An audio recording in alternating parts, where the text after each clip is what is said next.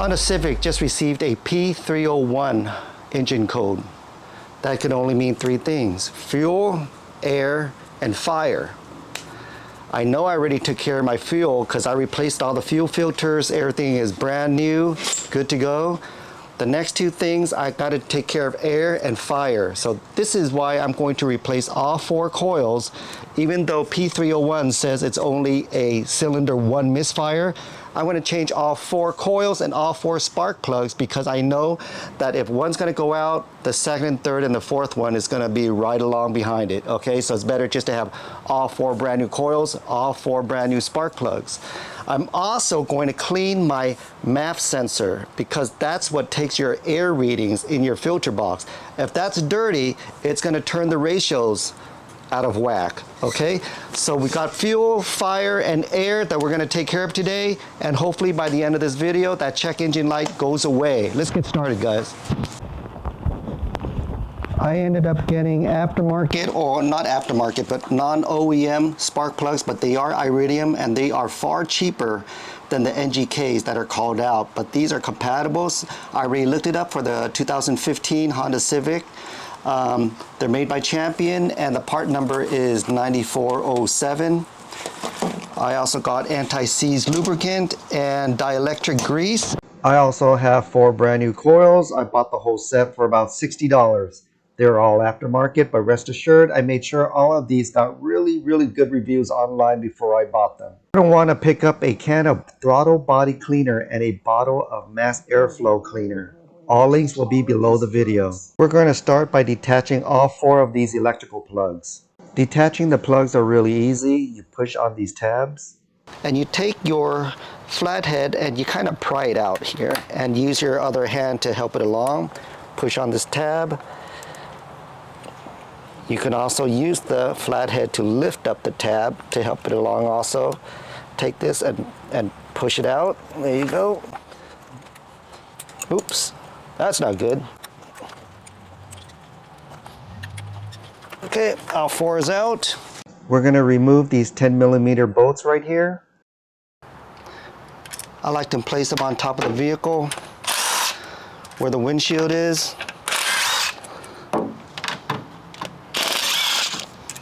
Now we're going to take our hands and we're just going to jiggle this and pull it out.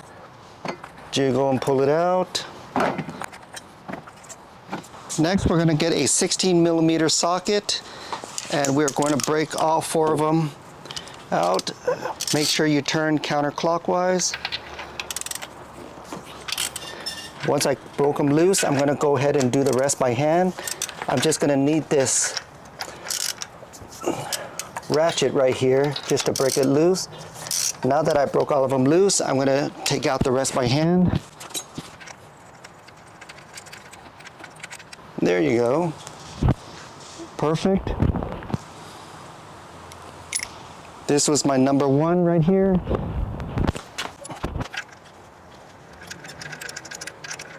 My number two.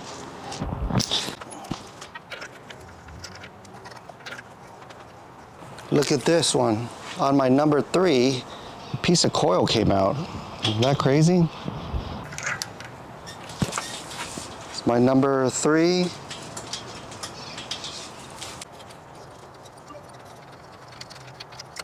And here is my number four.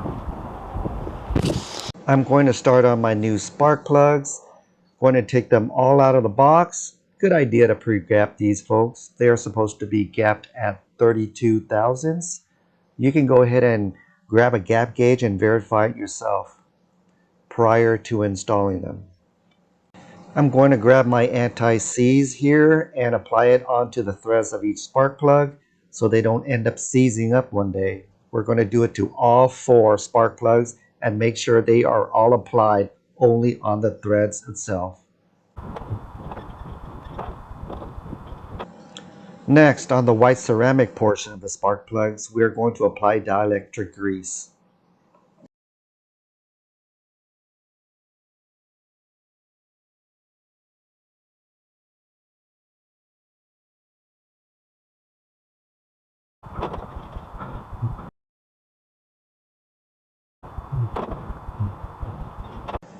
Now we're going to grab our 16mm special spark plug socket and install the white portion of the spark plug in first. Then we're going to go to our vehicle. I'm going to go ahead and center this all the way down, make sure it's centered, and I'm going to tighten it in by hand. Make sure the threads are caught.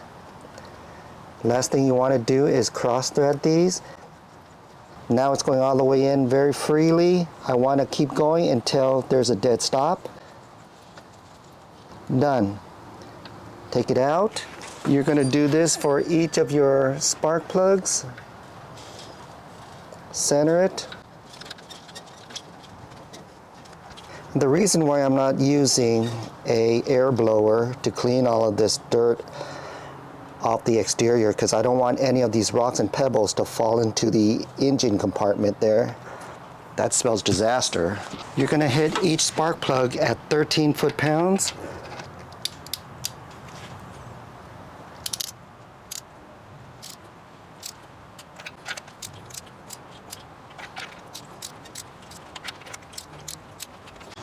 Now we're going to take each of our coils with the hole where the fastener goes. It's going to be towards the passenger side. We're going to slide this into place. Okay, before we even punch it all the way in, we're going to want to plug this because we need the room in order to plug this. The space behind here is very tight, so it's a good idea for you guys to go ahead and pre-plug this in, and then you can go ahead and push it all the way down. Go about halfway down, pre-plug this in, then go ahead and slide it all the way in.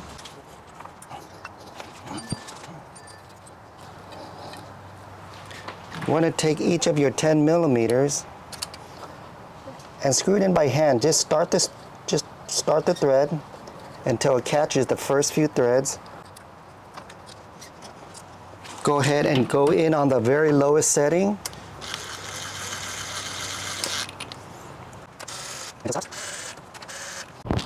You're going to hit each bolt right here at 9 foot-pounds.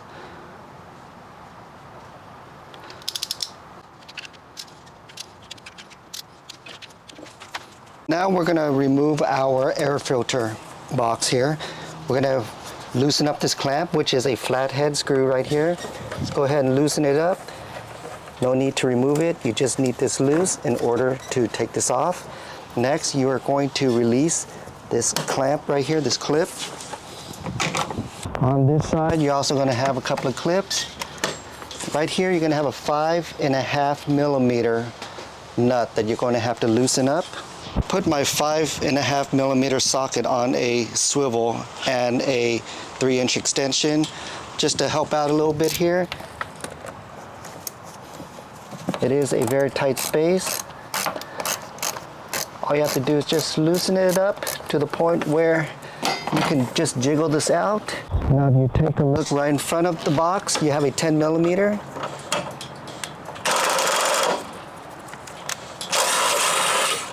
Go ahead and remove that.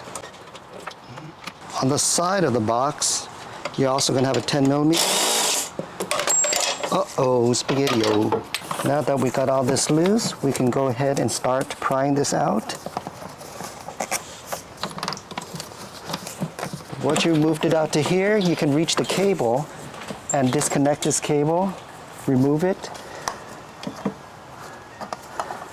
Okay, and you're going to have to get a pair of pliers here and remove this harness, or you could just pop it out. I'm going to grab a can of throttle body cleaner. I'm going to spray it inside this hose.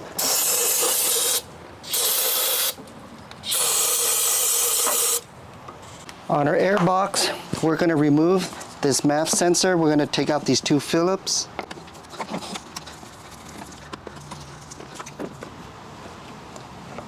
Once you remove it, take a look at the slot inside here.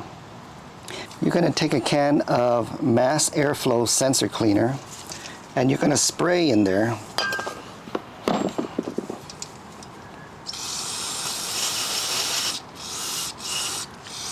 Spray through all of the orifices. And it doesn't take too long to dry, guys. This air dries fairly quick. After you're done, we're going to go ahead and put everything back.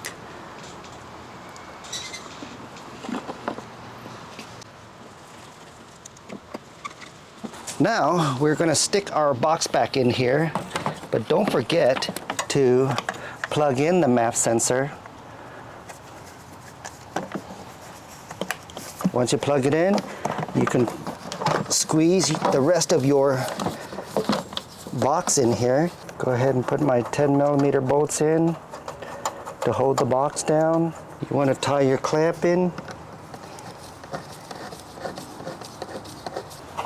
And remember this 5.5mm bolt all the way right here. Okay, pretty tight. Go ahead and put these clips back on. Okay, let's go ahead and start our engine for the first time since our check engine light. Check engine light is gone. No error messages whatsoever.